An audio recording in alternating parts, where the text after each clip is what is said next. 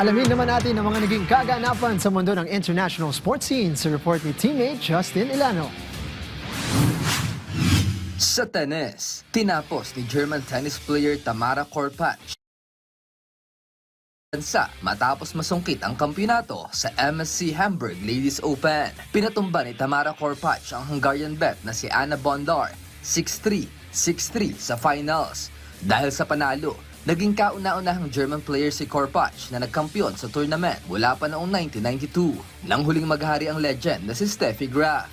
Naitala rin ni Korpatsch ang ikalawang singles title sa kanyang professional career habang pinanatili ang malinis na 5-0 record laban kay Bondar. Nagpakita ng matatag na serve si Korpatsch sa unang set at maagang nakabuo ng 3-0 na kalamangan bago muling nakakuha ng mahalagang break sa ikalawang set upang tuluyang maiselyo ang panalo. Sa balitang basketball naman, opisyal nang nagbalik sa NBA si Mario Hezonja matapos pumirma ng 1-year contract sa Cleveland Cavaliers. Ang dating ikalimang overall pick sa 2015 NBA Draft ay nakatakdang tumanggap ng kontratang magkakahalaga ng $2.8 million.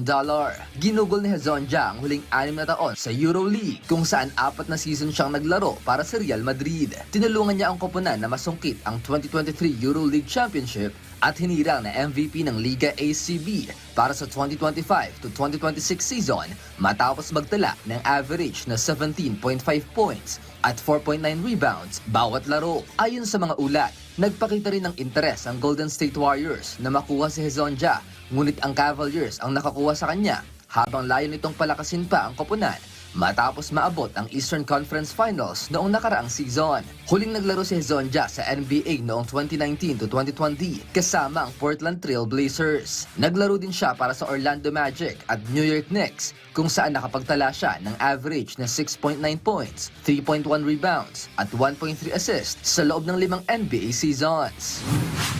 Sa motorsports, nanguna si reigning Formula 1 champion Lando Norris matapos magwagi sa Hungarian Grand Prix na nagbigay sa McLaren ng una nitong panalo sa 2026 season. Pumangalawa si Red Bull driver Max Verstappen na nagtapos ng 15.080 seconds sa likod ni Norris. Samantala, nagtapos sa ikatlong pwesto si Mercedes driver Kimi Antonelli na lalo pang pinalaki ang kanyang lamang sa Drivers' Championship sa 50 points. Muntik nang makompleto ng McLaren ang 1-2 finish, ngunit napilitang huminto si Oscar Piastri 14 laps bago ang wakas ng karera dahil sa pagkasira ng kanyang gearbox. Bumagsak naman mula ika-4 hanggang ika-5 pwesto si Ferrari driver Lewis Hamilton matapos mapatawan ng 5-second violation dahil sa sobrang bilis sa pit lane sa ilalim ng virtual safety car conditions. Dahil dito, umangat sa ika-4 na pwesto ang kanyang kakampi na si Charles Leclerc. Justin Ilano para sa Pambansang TV, para sa Bayan.